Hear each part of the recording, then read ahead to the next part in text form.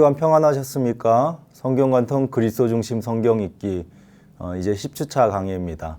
오늘과 이제 다음 주에 걸쳐서 여호수아서에 대해서 함께 공부해 보도록 하겠습니다. 지난주까지 이제 신명기를 배웠습니다. 모세오경을 다 우리가 공부하였습니다. 창세기부터 신명기까지 성경을 읽으면서 한 권 한 권 어떤 낙권에 대한 이해보다는 성경 전반에 흐르는 또 모세오경을 한 권처럼 꿰뚫는 사상의 흐름을 이해하는 작업을 우리가 계속 진행해 왔습니다. 앞선 모세오경은 철저하게 언약의 중심이었고 언약을 통해 구속사가 전개되는 방식으로 이해했습니다. 따라서 이 땅에 오신 예수 그리스도는 언약의 성취자로 오신 메시아라는 사실을 우리는 이제 알 수 있는 것이죠. 그런 관점에서 여호수아는 아브라함과 맺으신 언약의 성취라는 부분을 중요하게 적용되는 이 성경인 것이죠.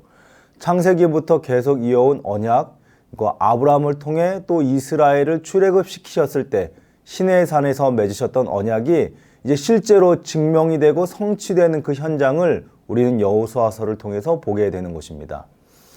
그러나 이것이 전부가 아니죠. 이제 표면적으로 보이는 자손과 땅의 축복은 다윗의 자손으로 오시는 예수 그리스도라는 더 큰 그림을 향해 나아가는 과정일 뿐입니다. 아담과 하와에게 주셨던 그 원시 복음이 언약이라는 틀 안에서 씨앗과 땅의 축복을 통해 어떻게 열매 맺고 성취되어 가는가, 우리는 이것을 보는 것이죠.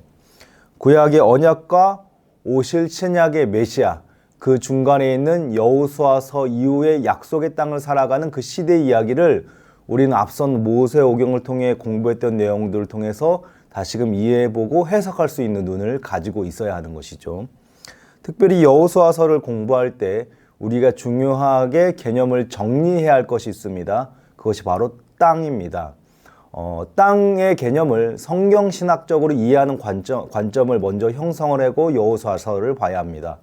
여호수아서가 단순히 이스라엘 민족들이 자신들이 거주할 땅을 차지하고 정복하는 형태의 정복 전쟁을 이야기하는 것을 넘어서서 약속의 땅이라는 그 의미, 약속의 땅이 가지는 그 의미와 그 내용이 무엇인지를 먼저 정립하고 여호수아서 진도를 나가도록 하겠습니다.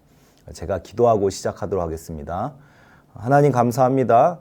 우리가 지난 또 9주차의 강의들을 잘 마치게 하시고 이제 10주차 여호수아서를 공부합니다.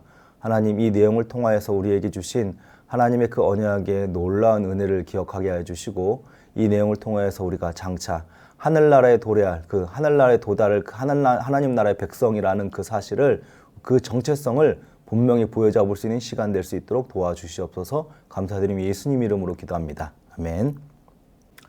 첫 번째로 땅 이야기를 좀 해보겠습니다. 여러분, 성지순례라는 말을 들어보셨습니까? 엄밀하게 말하면 이 성지라는 말의 개념은 오늘날 이 시대를 살아가는 그리스도인들에게는 없는 개념입니다. 이 말을 언제부터 사용했는지는 알 수 없지만 성지라는 말이 성경에서 나오는 그 하나님의 언약과 그 임재의 상징인 예루살렘에 맞물려서 또 예수 그리스도가 태어난 장소라는 개념으로 해석이 된다면 오늘날 예수 그리스도를 통해서 구속함을 받은 신자들에게 성지는 없는 것입니다.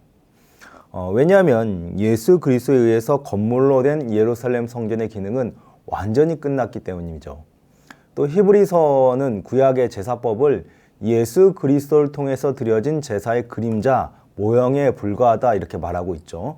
이 땅에 있는 성전은 하늘 성전의 그림자에 불과하며 언약을 통해 오실 참 성전이 되신 예수 그리스도를 통해 이미 그 기능은 온전히 성취되었고 완성되었기 때문에 성지라는 개념, 또 성전이라는 개념은 이제 우리의 이 땅의 그리스도인들에게는 없는 것이죠.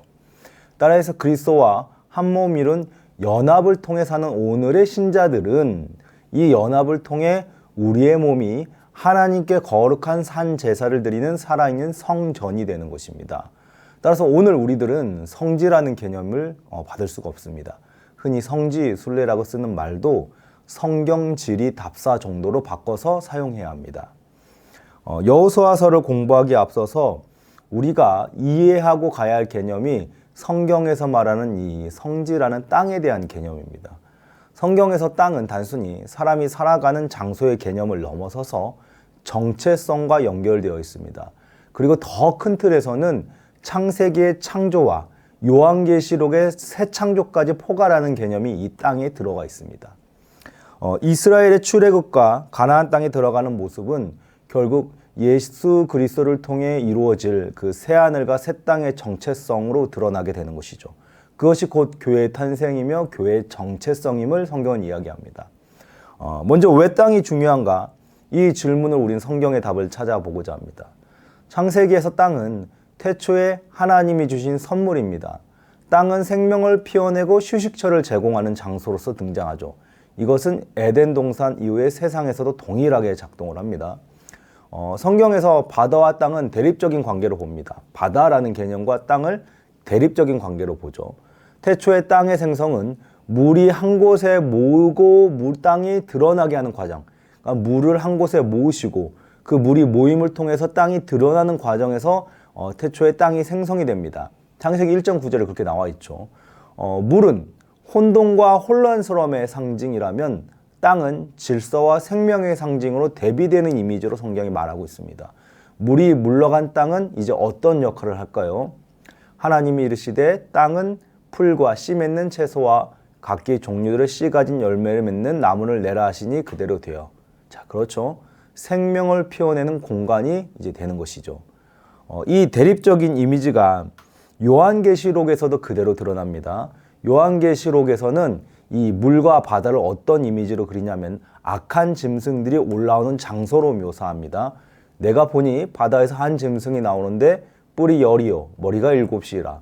그 뿔에는 10 왕관이 있고 그 머리들에는 흰성 모독하는 이름들이 있더라. 자, 동일한 의미로 마가복음 4장을 보면은 이제 예수님께서 풍랑 가운데서 바다와 바람을 꾸짖으시는 그 장면을 우리가 보죠. 예수께서 깨어 바람을 꾸짖으시며 바다더러 이르시되 잠잠하라 고요하라 하시니 바람이 그치고 아주 잔잔하여지더라. 복음서에서 기록된 이 사건의 전후 맥락을 살펴보면요, 예수님께서 제자들과 함께 배를 타고 가는 이 과정은 사실 마치 뭔가 의도적인 목적이 있는, 의도된 연출된 장면같이 등장을 합니다. 무슨 이야기냐면 제자들이 그 마지막 질문을 이끌어내기 위한 장치와 같은 것이죠. 제자들이 마지막에 무엇이라 얘기합니까? 그가 누구에게 바람과 바다도 순종하는가? 창세기에서 세상을 창조하신 하나님, 물을 물러가게 하시고 그 물이 물러감을 통해서 무시 땅이 드러나게 하신 그 하나님이 지금 이 땅에 오신 예수 그리스도라는 사실을 지금 마가복음이 이야기하고 있는 겁니다. 혼돈과 혼란을 질서와 생명으로 바꾸시는 하나님, 질서와 생명을 꽃피우시는 그것을 만드신 하나님이 이 땅에 오신 예수 그리스도라는 사실을 지금 마가복음이 증명하고 있는 것이죠. 이스라엘이 홍해를 건넌 사건도 여기에 해당이 됩니다. 출애굽기 14장을 보면은 이스라엘 백성들은 이제 앞으로는 홍해에 가로막히고 뒤로는 이제 바로의 병거들에 의해서 막힌 상황이죠. 이때 하나님은 모세를 통하여서 홍해를 가르시고 육지를 마르게 하심으로 이스라엘이 안전하게 건너게 합니다. 그러니까 여기에서도 동일한 질문을 던지게 되는 것이죠. 그가 누구이기에 바람과 바다도 순종하는가? 자, 연결이 됩니다. 바다의 이미지와 땅의 이미지가 이렇게 대립적으로 묘사가 됩니다. 죽음, 그러니까 바다라는 그 장소 앞에서 던져진 이스라엘 백성들, 그러니까 죽음 앞에서 이스라엘을 끄집어내어서 구원해 가시는 여호와 하나님은 사실 창세기에서 질서를 통해 땅에서 생명을 피워내신 하나님이시며, 이것이 이제 신약으로 넘어가면 어떻게 됩니까? 바다와 바람을 꾸짖으시는 하나님이 예수 그리스도다라는 것을 드러내고 있는 겁니다.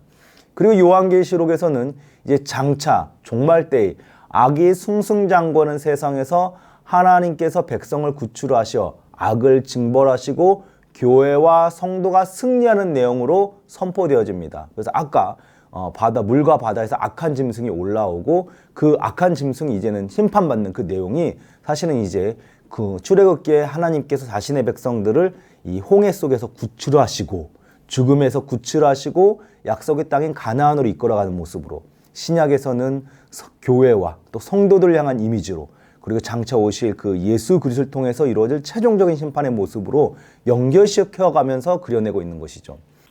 이처럼 성경에서는 땅을 창조의 산물, 또 혼돈을 막는 생명을 표현하는 장소로 묘사해냅니다. 또 창세기에서는 하나님께서 아브라함을 부르실 때에도 큰 민족의 조상이 될 거라는 그 자손에 대한 약속을 하시면서 후에 주시는 약속이 뭡니까? 땅에 대한 약속입니다. 그날에 여호와께서 아브라함과 더불어 언약을 세워 이르시되 내가 이 땅을 애굽 강에서부터 그 큰 강 유브라데까지 내 자손에게 주노니. 특히 땅에 대한 그 언약적 이미지는 인간이 임의적으로 만들어낸 그 옥토와는 좀 차별이 됩니다. 애굽의 땅과 약속의 땅인 가나안 땅을 비교하는데 약속의 땅은 애굽의 땅과 같이 사람의 손에 의해서 발달된 그런 관계시설이 필요 없는 말 그대로 축복의 땅이라고 성경이 이야기합니다. 여러분, 땅이 축복이 되는 그 구동의 원리가 무엇입니까? 믿음입니다. 다시 말하면 하나님과의 그 관계에서 그 땅이 축복의 땅이 되는 겁니다. 애굽은 철저하게 사람의 손에 기획된 땅입니다. 중앙에 어떤 관계시설을 통해서 비를 모으고 물을 관리해서 땅을 비옥하게 만들어 농사를 짓습니다. 반면에 가나안 땅은 비를 내려 땅을 적셔야 하는 땅입니다. 무슨 이야기입니까? 하나님께 의존되어야 하는 땅, 하나님께 의존해야만 하는 땅이라는 말입니다. 지리적으로 가나안 땅은 허브입니다. 통로라는 겁니다. 애국과 메소포타미아 그 문명 사이에서 나타나는 그 수많은 여러 민족들, 여러 제국들 사이에서 그 중간에 위치한 땅이 가나안 땅입니다. 이 강대국들, 열강들 사이에서 이스라엘이 어떻게 버틸 수 있습니까? 약속의 땅이 수많은 강대국에 의해서 짓밟히지 않으려면은 그들을 위해 싸우시는 여호와 하나님이 필요하죠. 그러니까 이스라엘 광야 40년의 시간은 그것을 배우는 연습의 시간입니다. 나아가서 여호수아에서는 이 땅을 정복하는 과정에서 이스라엘이 승리하는 비결로 바로 이것이 등장하죠. 자신들이 잘 무장된 힘에 의해서 잘 어떤 재련된 군사들의 힘에 의해서 땅을 정복하는 것이 아니라 먼저 앞서 싸우시는 여호와 하나님이 그 땅을 정복하심으로써 백성들이 땅을 차지하는 모습, 그러니까 이 모습을 그려가고 있는 거죠. 백성을 위해 싸우시는 여호와 하나님을 온전히 신뢰할 때, 그분의 방식에 순종할 때 약속의 땅이 비로소 주어진다. 바로 이 공식을 성경이 이야기하고 있습니다. 언약에는 조건이 있습니다, 여러분. 늘 언약은 조건을 이야기하죠. 레위기와 신명기를 보면은 이것이 명확하게 드러납니다. 레위기 18장을 보면은 이 조건을 이렇게 제시하죠. 너희도 더럽히면 그 땅이 너희가 있기 전 주민을 토함같이 너희를 토할까 하노라. 이 가증한 모든 일을 행하는 자는 그 백성 중에서 끊어지리라. 자, 약속의 땅이 진짜 약속의 땅이 될 수 있는 조건이 무엇이라 얘기합니까? 하나님의 말씀에 순종하는, 그러니까 거룩하신 하나님을 닮아서 그 거룩한 삶을 지향하는 백성으로 살아갈 때 그 땅이 약속의 땅이 됩니다. 반대로 그 약속의 땅이 이제는 저주의 땅으로 바꿀 수 있는 그 조건이 뭡니까? 그 땅 주민들과 마찬가지로 가증할 때, 하나님 앞에 가증한 일을 행할 때, 죄악을 행할 때 그 땅 가운데서 끊어진다 얘기하는 거죠. 약속의 땅은 백성의 소유가 아닌 거죠. 들어가서 차지하였다 하더라도 그들의 소유가 되는 것이 아닙니다. 이 약속의 땅의 소유는 하나님입니다. 이스라엘 백성들은 하나님에게서 이 땅에서 살 수 있는 어떤 제한된 소유권을 받은 겁니다. 우리식으로 이야기하면 세입자가 되는 것이죠. 그래서 땅은 사유재산이 아니라 하나님께 소유된, 하나님께 맡김받은, 하나님께 내가 맡은 받은 장소이기 때문에 이스라엘 백성들은 영구히 소유할 수 없습니다. 레위기 25장에서는 희년이라는 개념으로 이것을 설명하죠. 너희는 50년째 해를 거룩하게 하여 그 땅에 있는 모든 주민을 위하여 자유를 공포하라. 이 해는 너희에게 희년이니 너희는 각각 자기의 소유지로 돌아가며 각각 자기의 가족에게로 돌아갈지며 이는 희년이니 너희에게 거룩함이라. 이 희년에는 너희가 각기 자기의 소유지로 돌아갈지니라. 이스라엘 백성들은 땅을 영구히 소유할 수도 없었고 영구히 팔 수도 없었습니다. 땅은 50년마다 하나님이 처음 선언하신 대로 돌아갑니다. 하나님은 계속해서 이 땅을 언약 안에서 어떻게 유지되는지를 보호하시고 관찰하시고 살피시죠. 그러니까 무슨 이야기를 하고 있는 겁니까? 땅에 들어가서 차지하고 사는 것이 중요한 것이 아니라 어떻게 사는가가 중요하다는 겁니다. 언약 안에서 머물라고 주신 땅 위에서 언약 가운데서 타락하지 않고 살아가는 삶이 요구되는 것이지 그 땅을 정복했다고 해서 끝나는 것이 아닌 것이죠. 땅은 언약 안에서 의를 드러내는 장소로 사용이 됩니다. 우리가 알고 있듯이 이스라엘은 약속의 땅을 차지할 것입니다. 이것은 완결된 사건이죠. 그러나 이 차지한 땅은 그들이 소유하는 자산인 부동산이 되지 않아요. 이 땅은 선물이며 이스라엘은 하나님께 선물을 받은 수혜자라는 사실을 계속 하나님께서 깨닫게 하시죠. 이 선물의 대가는 무엇입니까? 그 땅에 다른 민족들처럼 살지 아니할 것입니다. 이것을 이사야서에서는 어떻게 이야기하냐면 포도원 비유로 이야기합니다. 이사야서 5장 1절부터 7절을 보면 포도원 노래가 나는데요. 한번 같이 보시죠. 나는 내가 사랑하는 자를 위하여 노래하되 내가 사랑하는 자의 포도원을 노래하리라. 내가 사랑하는 자에게 포도원이 있으며 심히 기름진 산에로다. 땅을 파서 돌을 제하고 극상품 포도나무를 심었도다. 그 중에 망대를 세웠고 또 그 안에 술투를 팠도다. 좋은 포도 맺기를 바랐더니 들포도를 맺었도다. 예루살렘 주민과 유다 사람들아 구하노니 이제 나와 내 포도원 사이에서 사리를 판단하라. 내가 내 포도원을 위하여 행한 것 외에 무엇을 더할 것이 있으랴. 내가 좋은 포도 맺기를 기다렸거늘 들포도를 맺음은 어찌 됨인고. 이제 내가 내 포도원에서 어떻게 행할지를 너에게 이르리라. 내가 그 울타리를 걷어 먹힘을 당하게 하며 그 담을 헐어 짓밟히게 할 것이요 내가 그것을 황폐하게 하리니 다시는 그 가지를 자름이나 복을 돋우지 못하여 찔레와 가시가 날 것이며 내가 또 구름에서 명하여 그 위에 비를 내리지 못하게 하리라 하셨으니 무릇 만군의 여호와의 포도원은 이스라엘 족속이요 그가 기뻐하시는 나무는 유다 사람이라. 그들에게 정의를 바라셨더니 도리어 포악이요 그들에게 공의를 바라셨더니 도리어 부르짖음이었도다. 이 포도원 노래에서 이스라엘은 심히 좋은 땅에 심어진 극상품의 포도나무로 비유가 됩니다. 주인이 기대했던 것은 무엇입니까? 좋은 포도나무가 맺혀지기를 기대했습니다. 그러나 포도원 주인의 기대와는 다르게 어떤 포도가 맺혔죠? 들포도가 맺혔습니다. 주인은 실망에 휩싸입니다. 그래서 이 모든 포도원 땅을 허물 것을 얘기하고 있죠.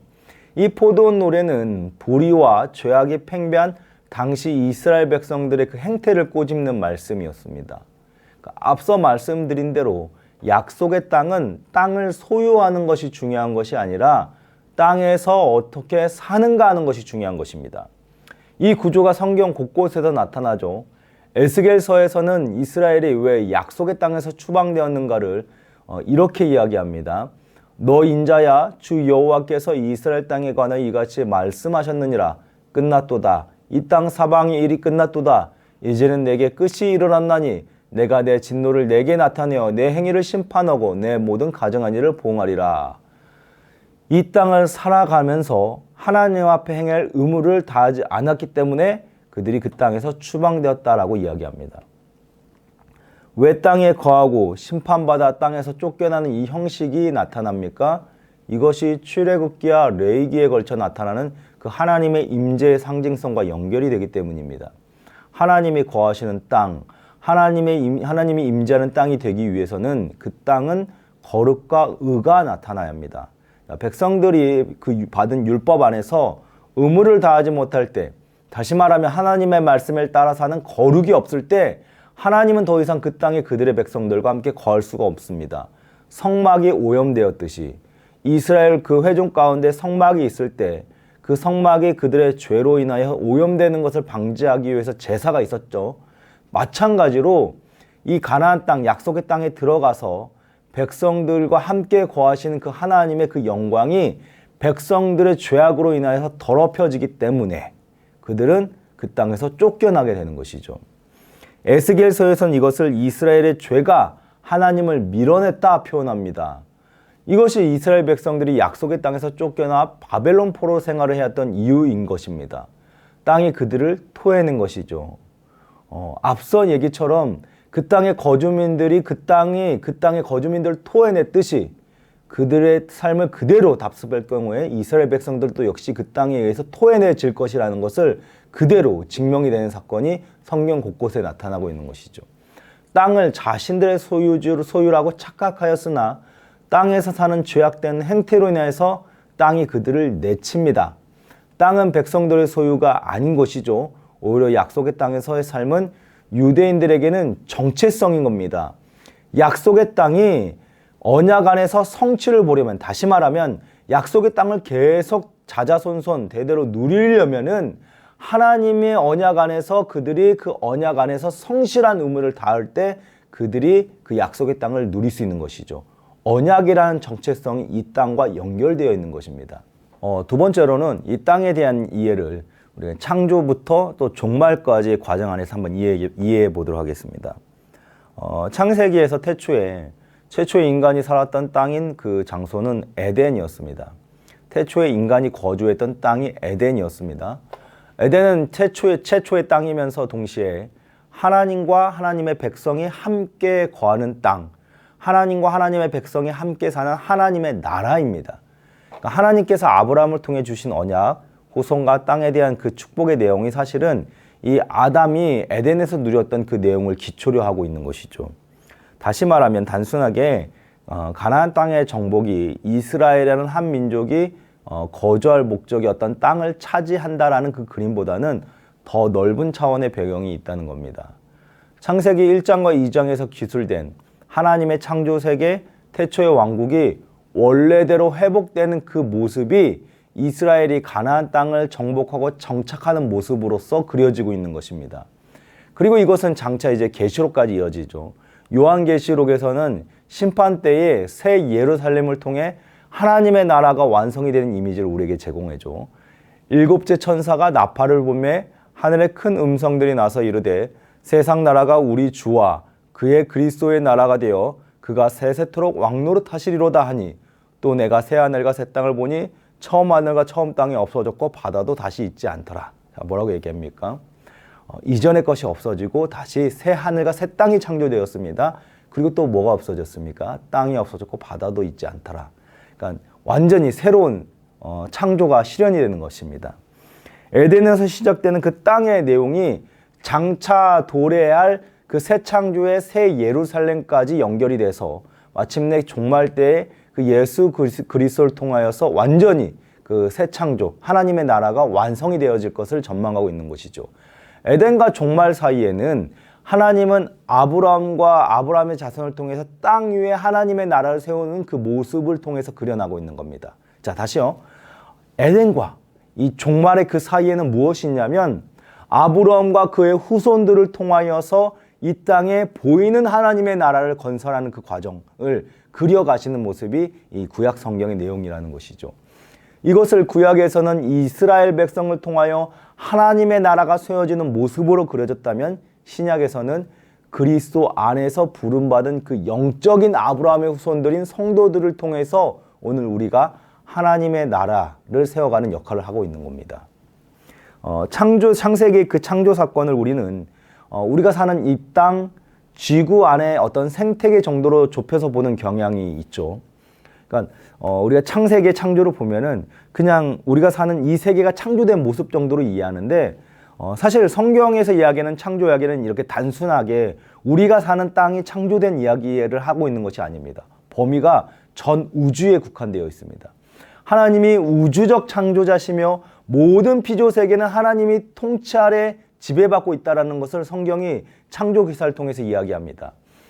온 우주가 하나님의 통치 아래 있다는 것, 다시 말하면 세상의 시작과 끝이 창조주 하나님의 손에 달려있다는 것을 성경은 이 창세기와 요한계시록에서 맞물려가면서 이야기하고 있는 것이죠. 자, 어떻게 이야기합니까? 창세기 1장 1절에 태초에 하나님이 천지를 창조하시니라 하면서 창세기에서 그 처음을 이렇게 선언한 얘기가 요한계시록에서는 또 내가 새하늘과 새 땅을 보니 라고 하면서 그들에게 내가 만물을 새롭게 하고 라고 이야기합니다. 그러니까 창조가 다시 시작이 된 겁니다. 창조의 역사가 다시 일어납니다. 창세기에서 일어났던 창조의 역사가 요한계시록에서는 새하늘과 새 땅의 이미지로서 다시 일어나고 있는 것이죠.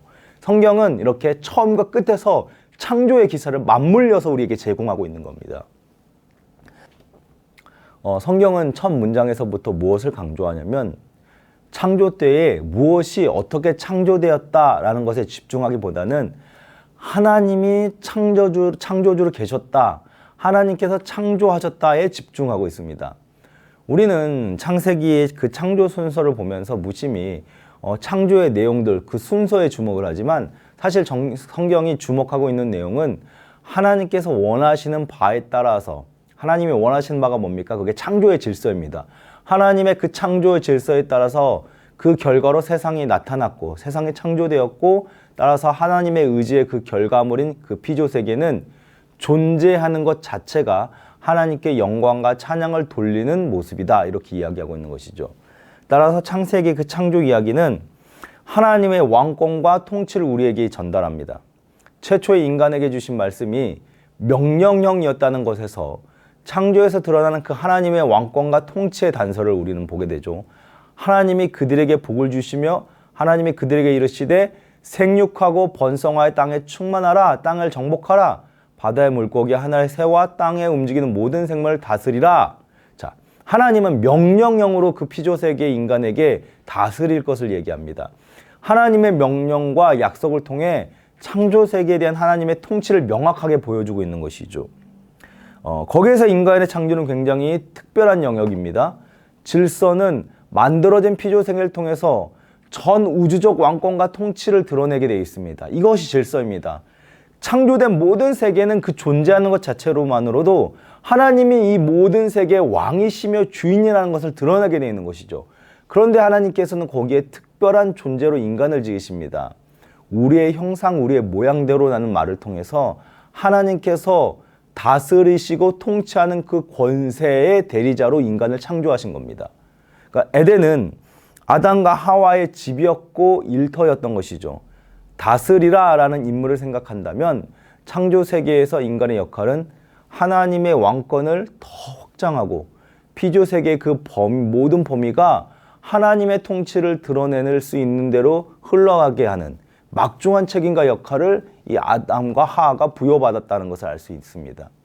그러니까 에덴이 중요한 것은요, 하나님이 당신의 백성과 거기에 거하셨다는데 에덴이 중요성이 있는 겁니다. 하나님은 어느 한 곳에 거하시는 분이 아니시죠. 그의 존재는 우주에 충만하시기 때문에 하나님께서는 어느 특정한 한 장소에 거하진 않습니다. 만약에 하나님께서 에덴에 그리고 어떤 그 장소에 거하신다라고 한다는 것은 분명히 목적이 있는 행동이라는 것이죠. 하나님께서 에덴에 당신이 지으신 인간과 함께 하셨습니다. 그 에덴은 목적이 있는 땅이라는 것이죠. 하나님께서 자신의 백성과 함께 계시는 최초의 장소라는 데 그 에덴의 목적이 있습니다. 우리가 앞서 출애굽기의 레위기를 다룰 때 백성 가운데 성막을 세워 함께 하시는 하나님의 모습을 다뤘습니다. 사실 그 백성과 함께 하시는 모습은 이미 에덴에서 아담과 하와 함께 하시는 그 하나님의 모습으로서 있었던 것이죠. 그것을 다시 이스라엘 백성을 통하여서 하나님께서 재현시켜가는 겁니다. 따라서 에덴은 하나님과 백성이 거하는 집입니다. 나라입니다. 성전인 것이죠. 아담의 범죄로 오염되기 전에 에덴은 어떤 곳이었습니까? 충족된 상태입니다. 완전한 상태입니다. 비옥하고 활기찬 생기가 가득한 땅으로 묘사됩니다. 왜 그런 땅이게 되었을까요? 에덴을 이루는 어떤 토지가, 땅이, 흙이 어떤 특별한 성분이 있었기 때문일까요? 여기서 신명기서의 그 축복과 저주의 개념이 나오는 거죠. 약속의 땅이 젖과 꿀이 흐르는 옥토가 되는 조건은 무엇이었습니까? 하나님이 그들과 함께 하실 때였습니다. 자, 이것을 다른 말로는 거룩하신 하나님을 닮아 거룩을 행할 때, 하나님이 그들과 함께 할 수 있는 그 조건이 갖춰졌을 때 하나님이 그들과 함께 함으로 그 땅은 축복의 땅, 약속의 땅, 젖과 꿀이 흐르는 땅이 됩니다. 어떻게 인간이 거룩해집니까? 하나님께서 주신 율법을 통해 백성은 거룩을 향해 나아갈 수 있죠. 자, 출애굽기의 그 언약과 그 율법과 성막의 개념이 다 여기에 들어가 있습니다. 에덴이 풍성하고 생기가 가득한 장소가 되는 것도 하나님의 임재가 내리는 복이 있기 때문이죠. 만약에 인간이 범죄하지 않고 아담과 하와가 범죄하지 않은 상태로 자손 대대로 하나님의 뜻 안에서 온전한 삶을 살았다면 에덴의 범위는 더 확장되었을 겁니다. 점점 땅 가득히 하나님의 백성들이 온 땅에 충만해지는 모습으로서 에덴은 확장되어서 끝내는 온 세계가 에덴 동산이 되었을 것입니다. 그것이 하나님께서 이 아담과 하와에게 주셨던 명령이었죠. 생육하고 번성하여 땅에 충만하라. 하나님의 말씀에 충실한, 그러니까 하나님의 통치의 영광을 드러내는 그 대리자로서의 역할을 잘 수행함을 통하여서 그 에덴의 영역이 확장되어서 온 땅에 마침내 하나님의 백성이 가득한 그 이미지가 사실 하나님께서 아담과 하와를 통해서 이루고자 하셨던 목표였던 것이죠. 자, 이 이미지가 이제는 요한계시록에서 그대로 재현이 되죠. 요한계시록에 나오는 새하늘과 새 땅의 이미지가 바로 이 이미지입니다. 예수 그리스도의 그 구속은 새 창조의 영역이라고 말씀을 드렸습니다. 그러니까 처음 창조의 무너진 질서가 이제는 예수 그리스도 안에서 회복이 되었습니다. 따라서 하나님과 백성이 이제 함께 거하는 그 풍성하고 축복된 장소는 다시 회복이 되겠죠. 그래서 아담이 실패하여 잃어버린 그 에덴은 예수 그리스도 안에서 새롭게 하나님 나라의 백성이 충만하게 거하는 모습으로 주어질 것입니다. 그것이 종말에 완성되는 새하늘과 새 땅의 하나님 나라의 모습인 겁니다. 따라서 에덴에서 첫사람 아담의 반역은 굉장히 심각한 반역인 것이죠.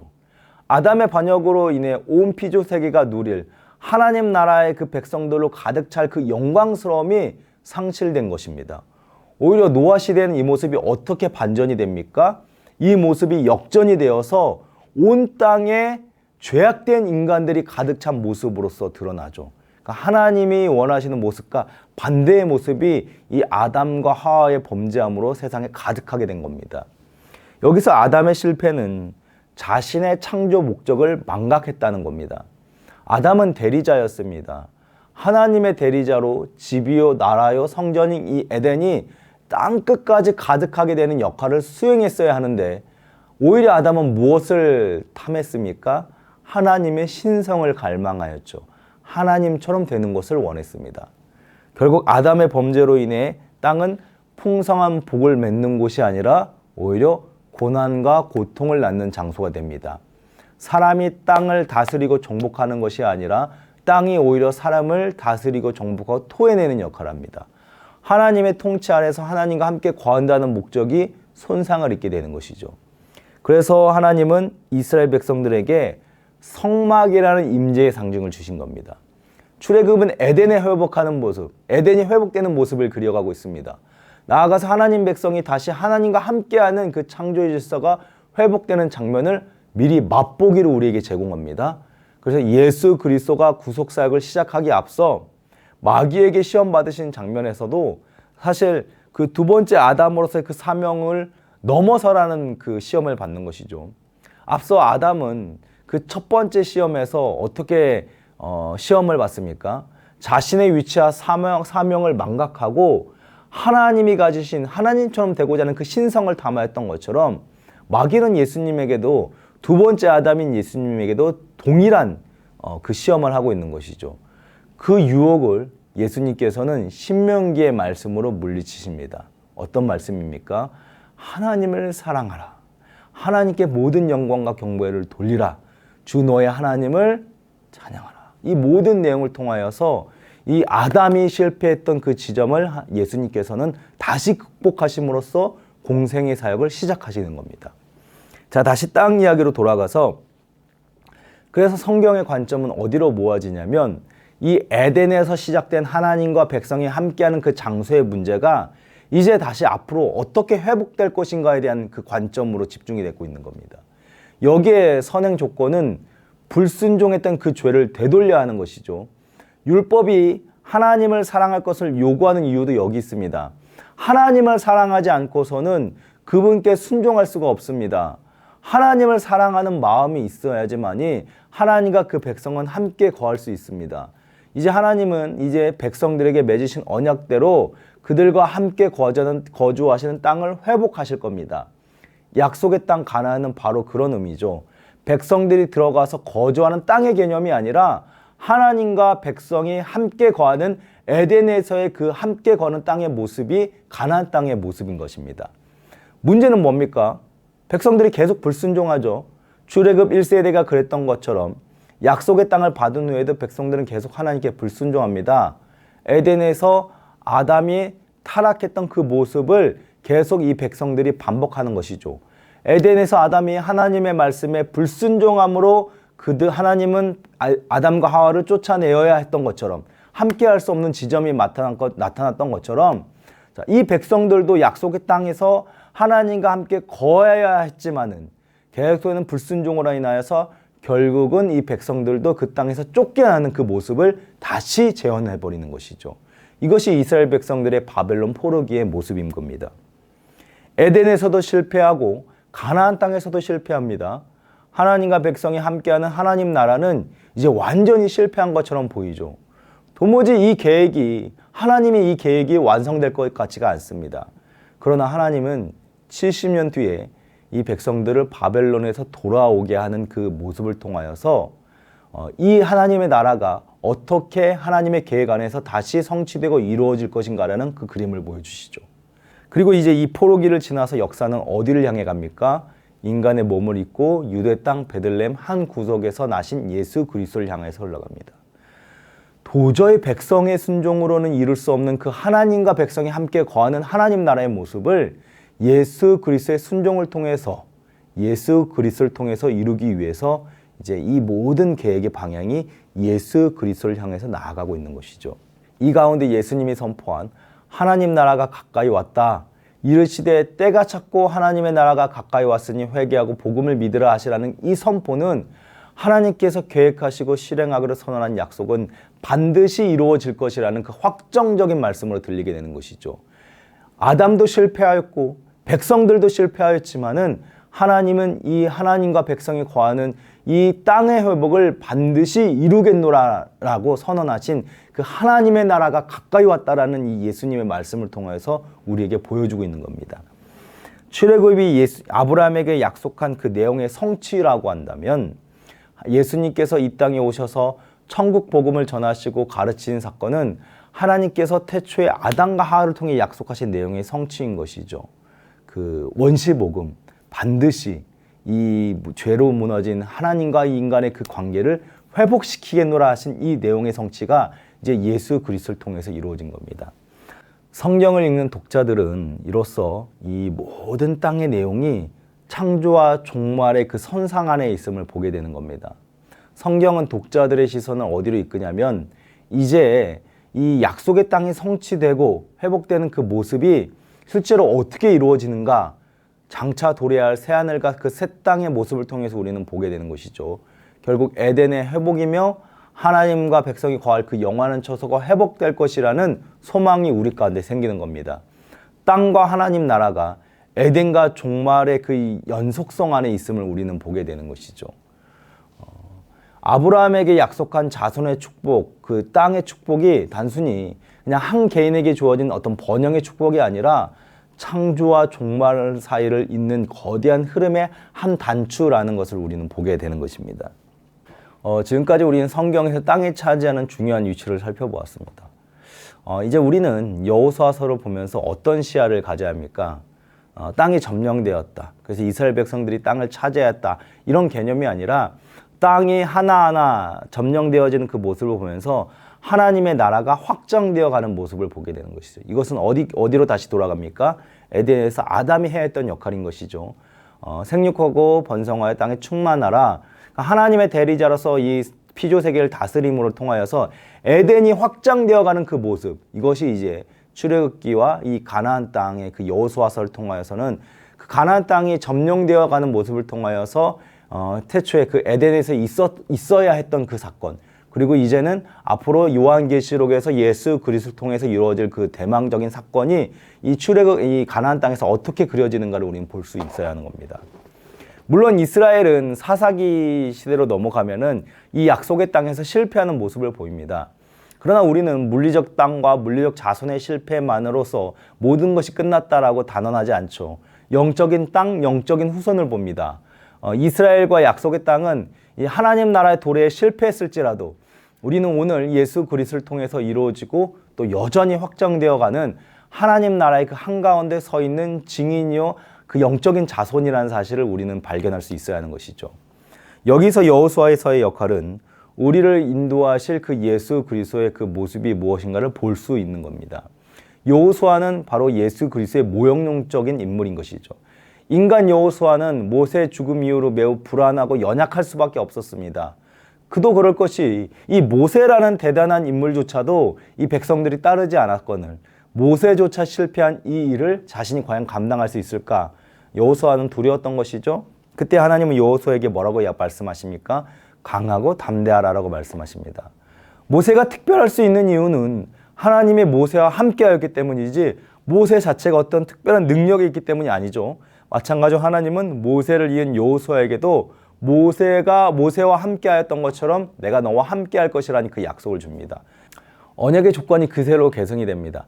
하나님의 말씀에 대한 철저한 순종이 여호수아에게도 요구됩니다.